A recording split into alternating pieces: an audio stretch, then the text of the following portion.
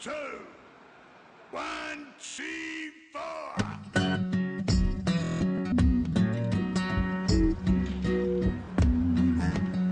Been shot a couple of times, stabbed a few times.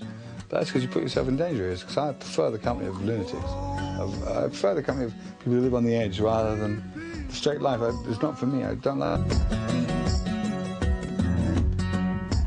anything I've copped, I've more or less deserved it. Seriously.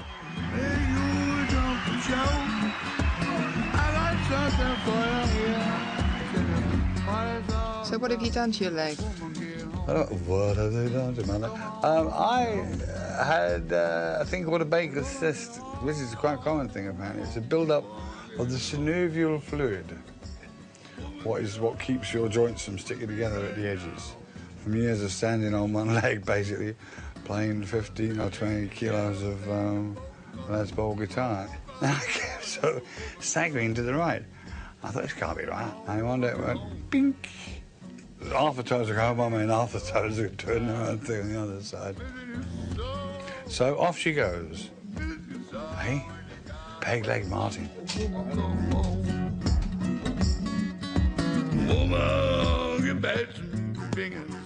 Well, he's overdone it, you see, because most men would be dead, you know, having done what John's done.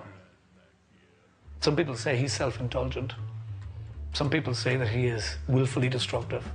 Others would go so far as to say that he is a death wish. Drag away. I chose the vehicle and I chose the road, so it doesn't really... Ain't nobody else's fault but mine. No, nobody's fault but mine. Nobody's fault but mine. Nobody's fault but mine. Fire in my soul, oh Lord. Nobody's fault but mine. Well, I think I first saw John at the Cousins, Les Cousins, as we used to call it, in Greek Street, in the 60s, actually. Fire in my soul, oh We were all very guitar-orientated in those days. John had this really fast, blinding, dazzling technique at a very young age. He was about, I guess he must have been about 18. I heard, you're not going to believe this, Joan Baez, believe it or not, the first I'd heard finger picking on guitar, ever. And she was playing a song called Silver Dagger, which was actually a minor hit in Great Britain. And I loved it. I thought, wow.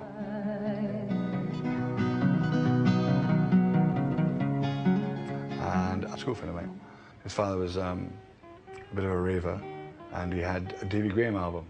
When I heard that, I was done. I want to be that person. I want to do that.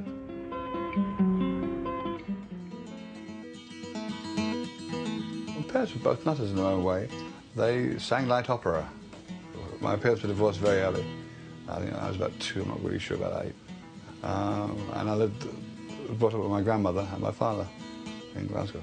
Lived on a houseboat when I was young. I remember being rather sad at the lack of my mother from time to time, but I mean, only very rarely. My youth was really cool, I liked it. Swans in the sun, oh such fun. No scars, or none visible anyway.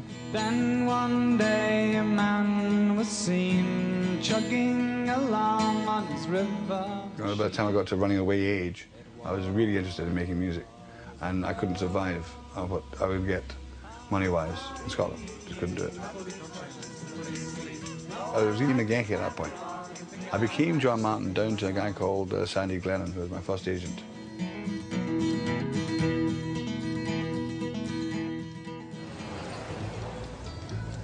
The folk club scene was David Graham, who's the granddaddy of all of us, Birchants, John Renbourn, and then they became a duo.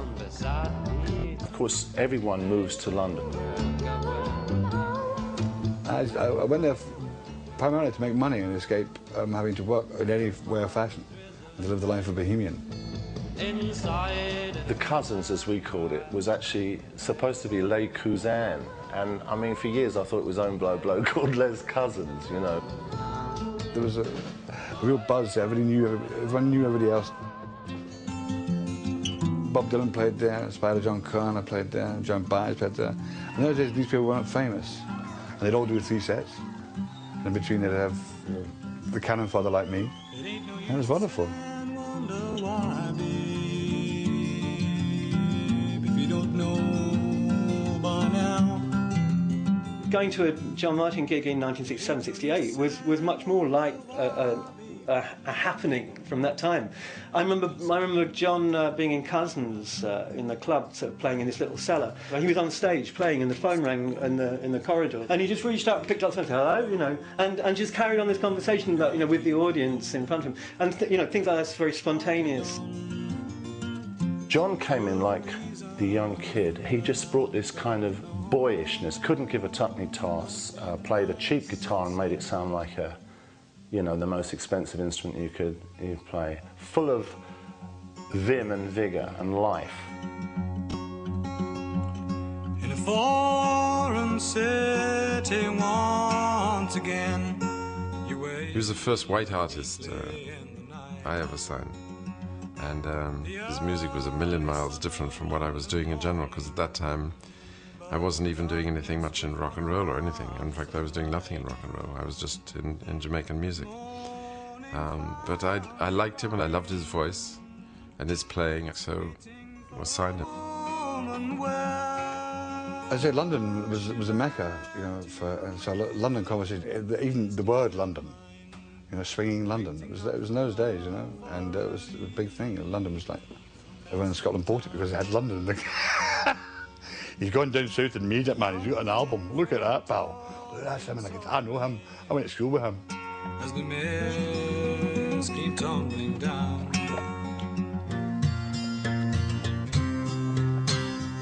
Certainly those first two records, they hadn't been massive, but they hadn't cost a lot.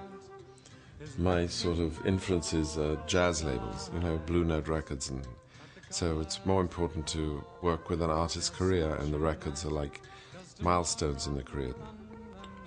He was, to me, a musician more than more than somebody who was there wanting to be a star. I think that one of the things also about that time of the tumbler was that even at that time there were kind of, you know, branches out to other fields, and particularly to jazz. Harold McNair was playing on the tumbler, and he was just the most amazing jazz flute player. Yeah, sure. The work of a very innocent young fella learning his thing, you know. I was just getting started in those days.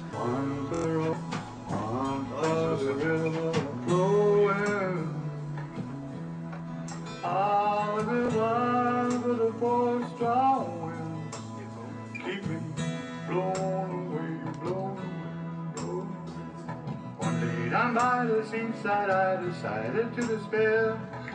There I knew I couldn't live, and I've been down and fell.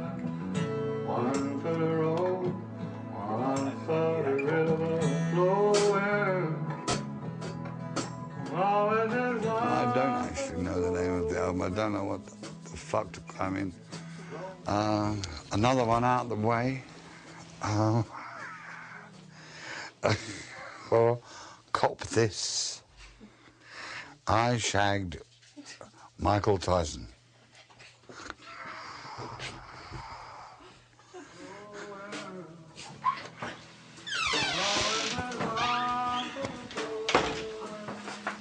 Well, he would be working a lot more if it wasn't for his foot. That's held up everything, you know. He could be touring anywhere.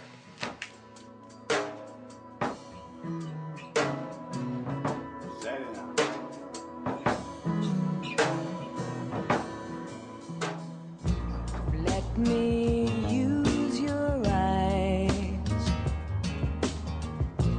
Please don't muse with words that cut me. She was doing a gig in Chelsea, beside the fire station, some college or other anyway.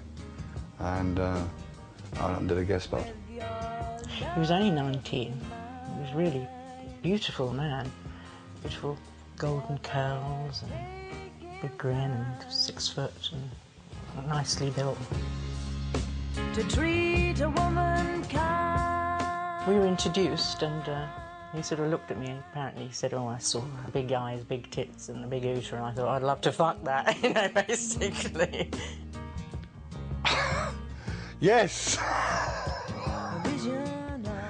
She did have a wonderful pair of tits, that's true. Yeah, she was a lovely, very beautiful girl. physically a very beautiful girl. And mentally too. Very gentle. Far too gentle for me, I'm afraid. Sweet honesty.